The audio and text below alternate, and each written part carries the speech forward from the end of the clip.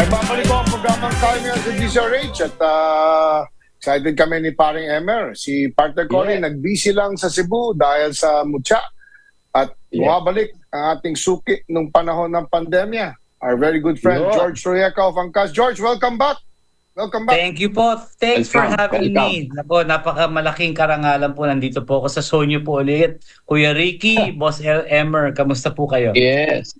So, siyempre, nung mga panahon na yun, naalala ko, George, very busy ka rin dun sa, I think it was a task force, ano?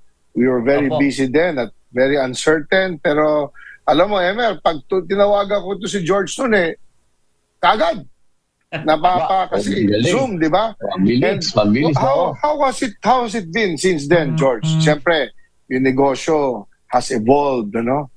Mamaya, pag-usapan natin, nakita ko may SSS benefits na. Pero, kamusta itong, ano ba ito, ride-hailing? Ano bang tawag natin sa serbisyo publiko ng Angkas? Go ahead, George. Motorcycle taxi. Ano po yan? Motorcycle ride-hailing po. Oo. Yes. Magandang teknolohiya. Doon sa habal-habal, na-improve po natin. Ngayon, high-tech na po. Correct. At naging worry kasi, alam ko, naging worry yung pag-angkas, di ba? Siyempre. Tama. Pero we were able to resolve that dahil nakita natin na kailangan para makatulong at bumalik yung ekonomiya, choice na transport ito, di ba, George? Alam niyo po, Boss Ricky, kahit kailangan po, maganda din po na mabago po natin yung sistema to make sure na meron po tayong standards. So alam natin naman po, ilang taon na po, dekada na po ang habal-habal sa Pilipinas. Pero ngayon lang po, nilagyan po natin ng safety protocols, ligtas na po, maayos na po yung pagtatakbo, na-regulate na po, may insurance, meron pong gear, professional. At yun po yung talagang pakay natin. Paano natin gagawin yung informal? Marami pong informal, di lang po motorsiklo. Marami rin po mga ibang negosyo na informal. Paano po natin gagawing professional? At yun po yung sistema na ilaan natin sa taong bayan. Okay. Would you have some updates on the MC taxi law? Ano bang pending yan before Congress? Nag-pass na po tayo sa Kongreso ngayon, third reading. Pero syempre po, nasa Senado po tayo ngayon. Doon po talaga busisiin, magdedebate po doon sa mga regulasyon. Maganda na po yun talagang naging evolution ng ating motorcycle taxi law. Galing po tayo sa simpleng amendment na ngayon meron na stand-alone. Talagang meron pong batas specifically for motorcycle taxi. Dalawa lang naman po yung gusto natin mangyari. One, make sure, ligtas. Pangalawa, make sure yung mga naapektuhan na motorsiklo, meron po silang karapatan na pinoprotektahan natin. Consumer, yung pasahero, pati na rin po yung biker. So marami pong paglilitis na kailangan natin gawin. Admittedly sa Senado, pag-uusapan pa po natin yan ng mas masinsinan, pero ang layo na po narating natin. In fact, Boss Ricky, sa sobrang layo narating natin, nakamit na po natin ang ating panaginip na maging formal na parte ang motorcycle taxi sa ekonomiya natin. So meron na po silang pag-ibig. Ngayon may extra. Imagine yung dating informal, yung mga habal-habal, ngayon meron ng benepisyo habang buhay. Galing. Oo, pag-ibig. Very good. So, ilan na ba ngayon ang riders ng Meron Angkas? na po tayo mga siguro 50,000. Kombinasyon po yan ng taxi, kasama na rin po yung delivery. Pati ang maganda po dito, itong ginawa po nating sistema or yung pag may memorandum of agreement natin po sa SSS, hindi lang po yan para sa Angkas Biker. Talagang sinigurado po natin para yan sa lahat ng nag-iisip na gawing motorsiklo, gawing negosyo ang motorsiklo. So delivery riders, mga kakompetensya po natin sa motorcycle taxi para sa lahat po yan. Kasi ang commitment po natin, Boss Ricky, Boss Emer, is talagang paano natin gagawing legitimate yung industriya. Kasi kung naging legitimate yung industriya, yung mga kompetisyon darating rin yan. Pero at least yung competition natin on the foundation na legal na po tayo at legitimate. Yun po yung pakay natin ever since. Alam mo, ang Angkas po, part ano po yan, negosyo, part advocacy. At dito Ayun. po tayo talagang nagfo-focus at nagde-dedicate ng mga talagang paghihirap natin, blood, sweat, and tears para ma-push po natin ang advokasya na ang bawat kasi tinitingnan po ng lahat ng mga Pilipino yung motorsiklo, pangtanggal po Oo. yan ng pang-angat po yan sa kahirapan. Hindi po Correct. yan, Yes, tama. hindi po yan kotse, Tama. hindi po yan vehicle. Tama. At tinitingnan po nila Tama. sa motorsiklo, bibili ako ng motorsiklo para maahon ako sa kahirapan. At yan po Tama. ang tinutulungan natin. Yung para makaahon sila sa hirapan, angkas ka man o hindi. Ayun. Yo. Nabanggit mo yung SSS. So, ano sistema niyan, George? Para bang silang individual payer? Tama po. Or once you're angkas rider, automatic meron ng SSS na contribution? Alam mo po, dati kahit po gusto niyo mag-voluntary contribution, hindi po nare-recognize. Sadly po, no? Hindi po nare-recognize ang habal-habal. Hindi naman po yan Yes. lehitimong profesyon. So yun po talaga yung talagang in-advocate natin na maging parte po sila sa sistema, sa mga kinikilalang profesyon. So self-employed angkas biker po tinatawag sa kanila. Dahil dito, magkakaroon sila ng contribution at education po to.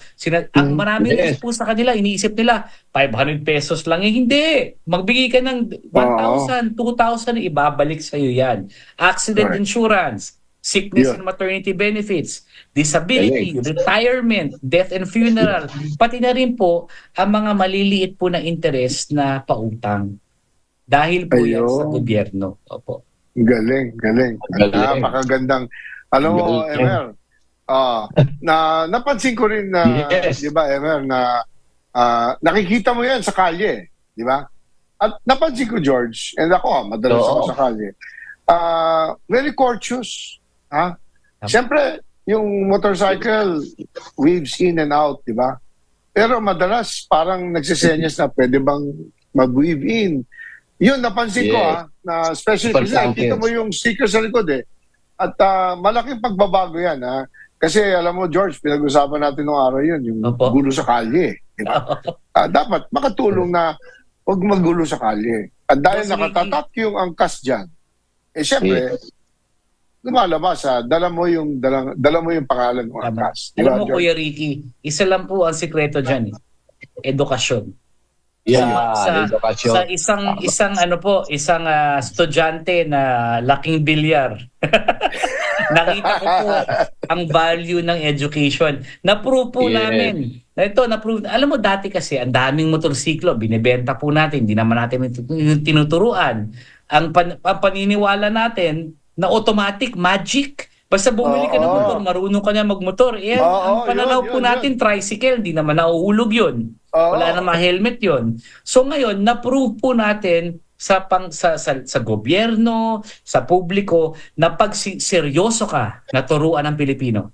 Kaya nga, pag seryoso ka, naturuan sila. Pag seryoso ka, educate sila, bigyan sila ng tools para sa profesyon nila, susunod sila. Kaya po, Boss Ricky, Boss Emer, marami nagsasabi, paano yung mga Pilipino pag pumunta sa Amerika, sumusunod naman. Subit nga, sumusunod Dahil may edukasyon. Kahit Clark ngayon, Ganun, meron ng enforcement. Pero pagdating sa Metro Manila, kala mo kung sinong hari ng daan.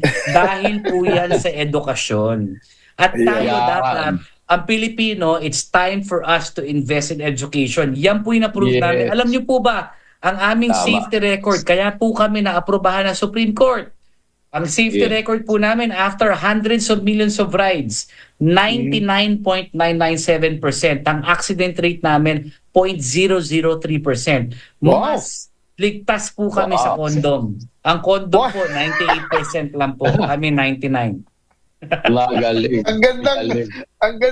Pero speak of education, alam mo, George, kami ni Emer, may mga tinutulungan kami mga less fortunate na baka merong paraan, Emer, na yung ibang mga anak ng mga angkas riders natin, pwede natin tulungan dun sa ating mga scholarships sa Pwede po yan. Meron po. Yes, meron po kami. Kagabi lang, nag-uusap kami. Kami po kasi sa Las Albines, merong alternative learning system ng DepEd din. Pwede na ngayon yung mga bata, mga iwan na edukasyon. At nasa PDLs na rin kami, yung mga persons Ayan. deprived of liberty. Kahapon, nag-usap kami. Paglabas naman ng mga nasa preso, saan namin dadalhin? Saan naman trabaho nila? Kaya mag-uugnayan kami ng BILG at siyempre, pa-training na edukasyon talaga. Boss Emer, alam niyo po, ang na-experience ko po, marami po sa mga angkas biker unemployed, almost 50%. Yes. Yeah. Ito po talaga yung mga tao na dati na walang kanibukasan, ito yung ina-avoid natin pauwi sa bahay dahil nagiinuman sa kalye, pero once nabigyan mo sila ng pakay sa mundo, nagkaroon sila ng purpose sa buhay. Nagkaroon ng dignidad po dahil sa recognition po natin na maayos yung ginagawa nila. Nagbabago po yung buhay. Ngayon, itong mga tambay dati, nagpipintura ng eskwelahan, sumasali sa relief operations. Alam nyo, life-changing po talaga pag binigyan po natin ng panibagong buhay at ng purpose. Ng purpose. Yun po yung pinaka-importante because ano po yan iba po talaga yung meron kayong ginagawang maganda. And all they need to do is, alam mo, ang problema po sa Pilipinas, galit na galit po ako pag sinasabi ng mga tao, ang Pilipino madiskarte. Hindi ko po gusto yun. Kasi, hindi mo kailangan maging madiskarte para alagaan pamilya mo. That is a basic human right. Ang kailangan mo lang dalawa. Number 1, skill. Diba? Number 2, hard work. Kung gusto mo alagaan ang pamilya mo, kailangan yun lang. At dapat yung sistema, meron tayong sistema na mabigay yun. Ngayon, kung gusto mo maging milyonaryo, katulad po ni Boss Ricky at Boss Emer, dapat maging magaling ka. Pero pag gusto mo lang alagaan ang pamilya mo, hindi mo kailangan maging magaling. Kailangan mo lang maging masipag. Alam mo, kaya yung pamagat ng program natin, George, diba? Kaya mo yan. Kasi dito, sinasabi natin sa Pilipino, tingnan mo yung success story ng angkas. Kaya mo yan. Diba? Ito na, siyempre, maraming nagme-message sa akin, George, yung issue siyempre ng mga surcharge, diba? Ano nyo nadidisiplina ito at hindi tila problema dyan sa inyo yan, George? Para po, pag binigyan po natin siya ng magandang kinabukasan, stable na income, meron po tayong regularity of work, meron po tayong sistema at komunidad. Diba? Komunidad po importante. Pag meron po silang tiwala na yung mga tagapagpatakbo ay inaalagaan po sila at ang pamilya nila, hindi po sila lilihis. Ang problema po ng maraming pasaway, as iniisip po nila sa utak nila, na nobody has their back. Pero kung may gobyerno, nandiyan po ang pribadong sektor at iniisip po nila na ito pong kumpanyang to, ito pong serbisyo na to, ito plataforma para to, hindi po ako iiwan sa ere. Nako, makikita niyo po yung loyalty, hindi po nababayaran yan. Alam mo, George, kami ni Emer, tumutulong din kami sa sports, no? Recent nag-attended yung bagong amateur league. Siyempre, yung turo nitong lahat na itong disiplina, kaya mo yan. Sa sports, pwede mo rin gawin yan. No? Tama. At this story of Angkas is a very good story to tell. Ito, may nagte-text sa akin, George, na baka pwede ka daw imbitahin. Di ba? Magsalita sa mga... We have to start it young Di ba? George, we have to start this whole effort to become more disciplined, become more responsible. Kailangan maaga pa lang. So, pwede ka daw maimbita, George? Pwede po talaga. I want to spread this word kasi alam niyo po, okay po sa akin yung malaki po tayong bansa 100 million Filipinos. Hindi po lahat nagtatrabaho, marami po tayong binibigyan ng ayuda. Sa angkas, simple lang po sa amin Okay, magbibigay kami ng opportunity. Sa aking pananaw, ang Pilipino hindi kailangan ng ayuda. Kailangan niya oportunidad. Sa angkas, bibigyan kita ng magandang buhay, isang kondisyon. Bawal ang tamad. Kung tamad ka, kumuha ka ng ayuda. Tamad ka, kumuha ka ng ayuda. Pero kung seryoso ka na iangat yung buhay mo dahil magsisikap ka at magbibigay ka ng talagang dedication at hard work at tiyaga at talagang pag-aaralan mo yung mga kailangan mong pag-aralan, yung skill na i-hone mo. Bawal ang tamad at sa bansa na yung population mo walang tamad, diyan tayo aasenso. Hindi tayo aasenso sa ayuda. Aasenso tayo sa mindset ng tao na pag sila nagtrabaho, talagang aasenso sila sa sarili nilang buhay. Para mo sinasabi, George, yung ayuda ilagay natin sa education. Tama. Di ba? Yung ayuda na binibigay sa inyo, ilagay nyo ng component ng education.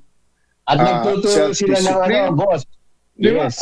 Alam mo, boss, financial inclusion. Yeah. Exactly. Yes. Kasi alam mo, yung lumalaki po ako, ang binibigyan po ako na ayuda ng magulang ko every week. Allowance. Oo. Ano po ako gumaling po ako yung mag-isa na ako Ayan. Wala na po akong ayuda sa magulang ko. Ganon din po ang taong bayan. Sarili Totoo yan. Kaya I propose, I will vote you as a party list. Ikaw nagbigay ng kabuhayan. Hindi, alam mo, ito hindi, public servant ito Hindi ito politiko. Ito hindi politiko kasi ang pinanggagalingan niya ng source of inspiration yung kanyang gustong makatulong. Yun ang katotohanan. Ang ano nga po dyan parang napapansin ko po, ako lang po ang public servant na hindi politiko. Magaling. Okay. George, na lang. May tanong Ka na lang. Kasama. Pwede rin sa showbiz ito. Kaya lang ayun gusto ko. Artista na lang po. Opo. Maganda po yan. Kasi alam mo, isang paligo lang po ang lamang sa akin ni Boss Ricky. Yes. Pero George, may tanong may pumapasok na tanong. Ito ngayon, 2024, no? Saan mo nakikita ang punta nitong angkas, no? Siyempre, may areas na tayo, di ba? Hindi lang tayo Metro Manila, di ba? Kung saan, where do you think it will go? Let's say in the year 2030. Yeah. Alam mo po, ito pinag-uusapan po natin with the government. Alam mo, sobrang itong bagong Filipinos Initiative, talagang thankful ako kasi may dialogue. Hindi lang po namin nakukuha lahat ng gusto namin, hindi namin pero nakakasuhestyon kami at nakikinig. Kaya ang gusto ko po, yung motorsiklo, yung pag-motorcycle taxi, kasama po yan sa National Transport Plan ng Pilipinas. Na kasama po sa bus, sa usapan ng bus, sa usapan ng jeep, sa usapan ng tricycle. Pero ito lang po pakay ko. Isa lang po metric ko. Hindi kita, hindi yaman, hindi ilang sakay. Isa lang. Gusto ko po 1 million na motorcycle owners mabigyan ng opportunity ng angkas system para para maahon sila sa kahirapan. Today, we have 50,000. We have 50,000 biker partners that are out of the poverty line. Kaya ko po gawing 1 million yun. Wow. Dahil hindi dahil sa akin, hindi dahil sa gobyerno. Kasi naniniwala ako na ang Pilipino hindi tamad. Basta bigyan mo ng oportunidad, hindi mo bigyan ng ayuda, bigyan mo ng trabaho. Emer, we made history kasi dito niya in-announce yung kanyang 1 million riders angkas. Meron social movement yan. Officially, George, kami na official na media partner na we will spread the word. Maraming salamat, boss. We're happy to be partner with you. We will spread the word about this para madagdagan palalo and we will go for the 1 million. Yes. Boss Emer, narinig niyo yan Ang bago ko manager si Boss Ricky. Galing. Oy, may tanong. Yung bang mga angkas meron ng nag-electric? Ayan po yung susunod natin na challenge. Gusto po natin italaga partner po tayo sa mga testing po ng malalaking kumpanya para sa electric. At alam mo, ang problema po, sinasabi ko po yan sa ADB. Sinabi ko po yan sa World Bank. ADB. Usapan po namin, alam mo, mahirap talaga mag-isip sa kalikasan kung gutom. Ayan. Uunahin nila yung tiyan nila. Pero, pag na-explain nyo sa taong bayan na ang cost, kahit mataas yung electricity natin, yung kuryente natin, ang cost ng fuel, pag full tank ng motorsiklo, versus pag plinag mo yan sa electricity, nako, napakaliit ng electricity. Doon nila makikita yung value. Tapos walang maintenance, mababa. Kasi walang moving parts, solid lahat. Yes, tama. Correct. Dapat yung pinag-uusapan natin, dapat may diskusyon tayo dyan. Kasi talaga, mas maganda mag-electric vehicle. Hindi lang dahil nakaka-save sa kalikasan natin. Dahil mas mura para sa mamamayang Pilipino. Okay. Magagaya ng dati, kinukulang tayo sa oras, pero nasa opportunity, George, para magbigay ng mensahe. Hindi lang ito huling mensahe mo, pero mensahe ngayong araw na ito sa ating mga kababayan. Yeah. Wag natin sayangin ng oportunidad, ang layo na narating ng ating formal na motorcycle taxi. Galing po tayo sa habal-habal. Mag-aral po tayo, maging magaling. Huwag po natin sayangin to. Ngayon may pag-ibig na kayo, pwede na kayo kumuha ng sarili ng bahay. Ngayon meron ng SSS, habang buhay na benepisyo. Next month, pinapromise ko po sa inyo, may PhilHealth na po tayo. Meron kayong health benefits. You are now part of the formal economy. Lalo, ang layo-layo na 7 years ago. Kaya talagang tuloy-tuloy na po tayo dito. Kailangan ko ng suporta ng lahat ng biker. Isa lang hinihingi ko sa inyo, maangkas man kayo o ibang kumpanya, mag-drive kayo ng ligtas. Ligtas. Make sure na walang aksidente kasi ito ang magpapalaganap ng ating industriya. Maraming salamat. Okay. Mr. George Angkas, happy to have you back. At babantayan namin yung 50,000 to 1 million, George. Thank you, boss. Long way to go, pero kaya natin yan. DCRH, kaya mo yan sa panaginip natin na magiging realidad. George, maraming salamat. Mabuhay ka. Angkas, laging ligtas. Yo. Alas 5 na po, mga kababayan. Karing Emer, meron ka bang babatiin bago tayo magtapos? Si Brother Vince at mga brothers ng Lasal, ngayon, nandiyan lahat sila. Nagpupulong-pulong paano ang edukasyon sa next 25 years natin. Ayan. Gawa mo na storya yan, ha? Yung pulong na yan, ha? Tapos discuss natin kung sino pwede i-guest natin dito. Emer. Mula sa Lasal. Magandang hapon na sa mga taga Kisaki sa Clark, kay Undersecretary Ochi Quason, kay Boss Art. Maraming salamat at congratulations sa inyong bagong restaurant dyan sa Clark, Pampanga. Hanggang dito na po, 5:02 na hapon. Tandaan nyo, tuwing Sabado, alas 4:05 na hapon, ang programa natin. At ako po si Chairman Ricky. Ako naman si Emer the Generous Dingon. Tandaan nyo, ang programa Kaya mo yan. Yes. God bless.